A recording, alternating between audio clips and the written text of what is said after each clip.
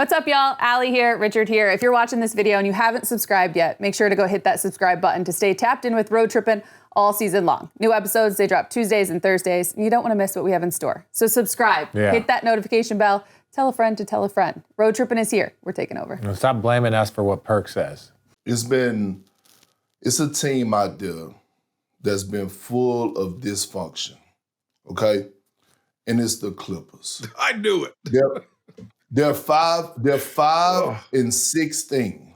They're 5-16.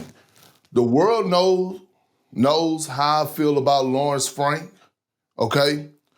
I don't know a guy that continues to get opportunity, chance after chance after chance after chance. Okay, cool.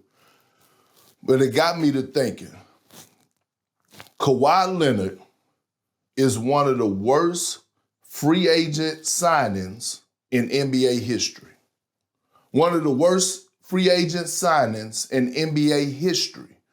He has set the Clippers back 10 to 15 years. I don't know where they go from here. Now, think about Kawhi Leonard. Think about everything that was going on when he left the Toronto, when he was making the decision after he won a title with the Toronto Raptors. The Lakers was pitching to try to get him. Toronto was doing everything to get him. You had the Clippers, obviously, in the mix. And before he got to the Clippers, he demanded that they bring in another star/superstar, meaning Paul George. The Clippers were begging and pleading for him to say, hey, bro, we got to keep SGA. He didn't want SGA. What did the Clippers do? They shipped SGA to OKC for Paul George with 5 first-round picks. 5 first-round picks at the time. So then you get Kawhi Leonard, by the way, only played 277 games out of 492 since being in the Clipper uniform. 277 games out of 492. They paid him over $300 million. He's been paid over $300 million since being in the Clipper uniform. They were supposed to be looking the Lakers eye to eye, okay? What have you gotten out of Kawhi since he's been in the Clipper uniform? 1 division title. And what makes it worse is that you basically helped out your ops. So with getting Kawhi Leonard, you basically have set up the Oklahoma City Thunder, who I believe is who is set up better than any organization in sports for the next 5 to 6 years. And guess what? They might have the Clippers picks this upcoming draft. So when you think about where the Clippers are today, you think about Kawhi Leonard and what he had, his comments he said last week, basically saying he need better players around him. Do you think Kawhi Leonard went out and fought to keep Paul George? Hell no.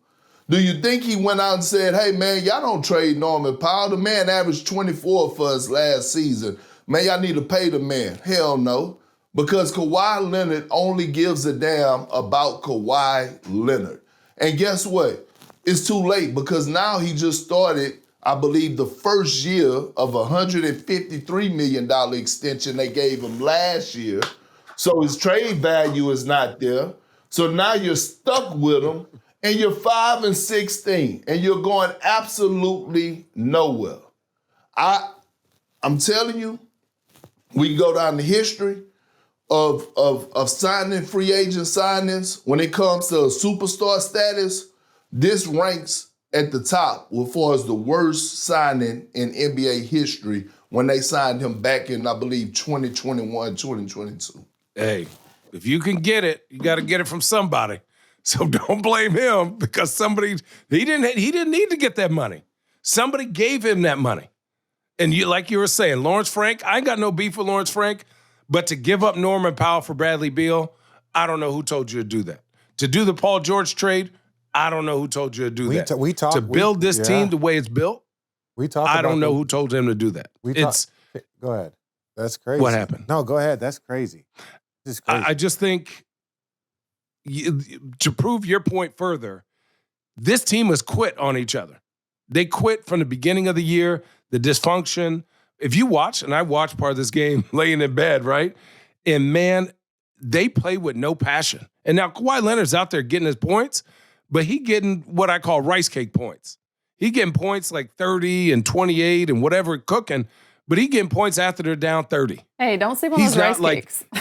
What'd you add a little peanut butter, you add a little honey to it. Don't sleep on those rice cakes. Caramel ones, the caramel rice cakes. But like, it's just a gross group. Like, you look at Zubac last year, and you were saying, damn, Big Zoo is like on his way up. You look at him this year, you're like, damn, he's not the same player. And I just think you at some point, you got to look at your organization and whether OKC is going to get your picks or not. The people who are in charge got to make a culture change from top to bottom. And I think, T. Lue can only do so much. I'm always going to have his back, but damn, these dudes just quit on him. Oh, well, God, I think these guys said it all. You're good? Yeah. No, I will say this is that like if you're looking at the history, now that Shai's won an MVP, now that Shai's won a championship, they now it's solidified. We talk about the Luka trade and what that will mean. Well, last year, as far as I'm concerned, if you look back revisionist history, at this point in time right now, you would most likely look at the Clipper trade worse than the Dallas trade for Luka, in my opinion. You would look like people understand this. For sure. Because Dallas also ended up getting Cooper Flag, right? Because of the results of that trade, they ended up getting Cooper Flag, where OKC ends up getting, I think it was J-Dub, and they got Shai. Shai's won an MVP and won a championship, so boom, that's stamped. That stamped is like, you gave up a finals MVP. A future MVP. They probably got shit too, RJ. I'm just saying from that. Now that I'm thinking about it. No, I'm just saying you're right. Like, I'm just thinking Shai why doesn't get the this. love that he deserves. Shai doesn't get the love. Yeah. Shai is an iconic once-in-a-generation player. That's facts. His consistency, his numbers, his performance. We gloss over because it was multi-years back before he was that dude, but a lot of people thought he had potential to be very special. They just didn't know how special. Well, he's shown them how special he is. So now when you look back on it, it's like, hey, yeah, they traded Luka. Luka still has to go get that finals MVP and championship, which we believe he will. But Shai's already done that to prove that trade, was.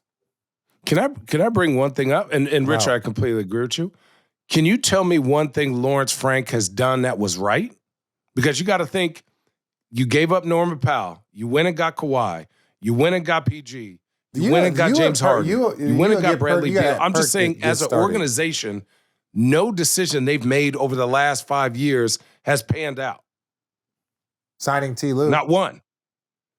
Signing T. Lue. And guess what? And here's the truth. They signed T. Lue because the Lakers at that time didn't want to pay T. Lue those 3-4 extra years.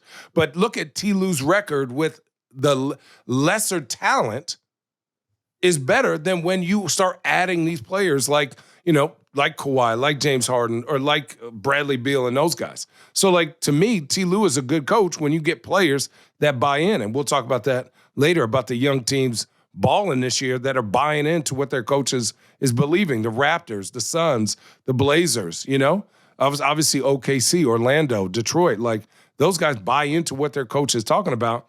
This team, the Clippers, don't buy into anything. You talk about a big fuck you. This is one of the biggest fuck yous in NBA history, what SGA is showing to the Clippers right now. Matter of fact, you drafted that young man with a lottery pick. We're watching greatness right now live in effect when we watch SGA. Right? Like, when you talk about point guards, you talk about legacies. I mean, he's that combo type guard, 6'6", but I mean, he's starting to give me Kobe, Jordan type vibes. Here's why I say that, and I'm going to end on this.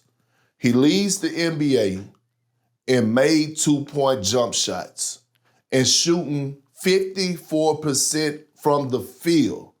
91% of his shots is contested. is contested. Do you know big men don't shoot fucking 54% from the field, and they're shooting floaters and layups and jump hooks around the basket? And again, man, when you just look at what SGA is doing, what he's done, his resume, he's steady on that climb. And I believe if he keeps this up at this rate in the next 5-6 years, we talk about what Jokic ranks for as all-time great centers. What does Giannis rank all-time power forwards? In the 5 or 6 years, we're going to be having that same conversation about SGA and where the hell he ranks when it comes down to point guards. We're going to get into some of that conversation, but thanks for getting that off your chest. It was aligned in our road running segment, Perk, so it makes me feel good that we're all on the same page.